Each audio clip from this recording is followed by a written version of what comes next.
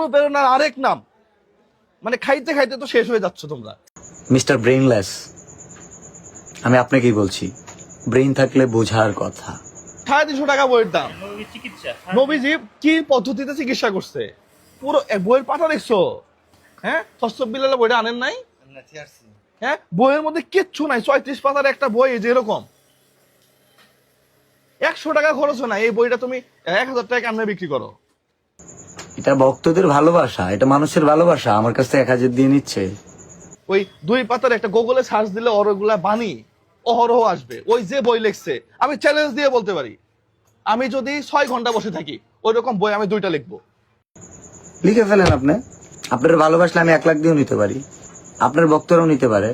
থরসব বিলাল স্বর্ণের আংটি পাইস, আরো স্বর্ণের আংটি আরেকটা কিনে দিয়ে দিস। যে পরিমাণ গিফট আমি পাই আমি তো রেখে দিই না, আমি দিয়ে দিই। ওই তুলনায় তারা যা দিচ্ছে ওইটা কিছুই না, কারণ এগুলো সবই মানুষের জন্য, আমার জন্য না। আমিও বিএসসি ইঞ্জিনিয়ার, মাল মাথার মধ্যে একবারে কম আছে তা না, কিন্তু মানুষকে ঠকাইতে পারবো না, কথা স্পষ্ট। ঘুমাইতেছি না, জলে ব্যবসাপাতি কম চলে, অনেকেরই লেগে যাচ্ছে। থরসব বিলাল আসলে কি একটা অবস্থা। আমার রেস্টুরেন্টে দম বিরিয়ানি 200 টাকা পাওয়া যায়, যেখানে খরচ আছে 180 টাকা। আমার রেস্টুরেন্টে আমি যে মাংস খাওয়াই, সাধারণ মানুষ যেগুলা মাংস কিনে নিয়ে আসে একবারে বড় গরুর, ওই মাংস দিয়ে কালা ভুনা করে খাওয়াই। একই খাবার 5 স্টারে গেলে আপনার প্রায় 600 টাকা লাগবে, আমার এখানে 250 টাকা দিয়ে খায়।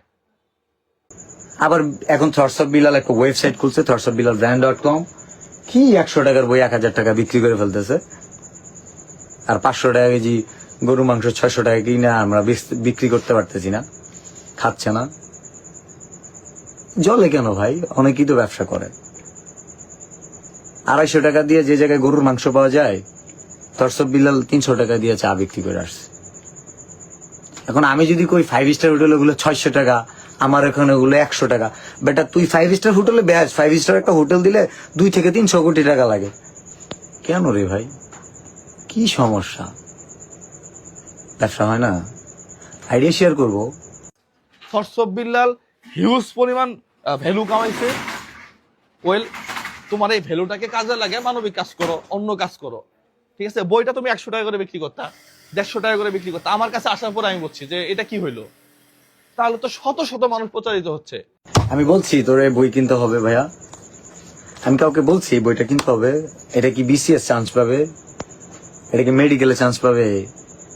এটা কি পাঠ্য বই? এটা না কিনলে পরীক্ষার প্রশ্ন কমন পড়বে না। আমি এক থরসব বিল্লালকে খুশি করার জন্য চুপ করে থাকলাম, কিন্তু এই যে শত শত মানুষ প্রতারিত হচ্ছে, এটা তো আমার দায়বদ্ধতা আছে।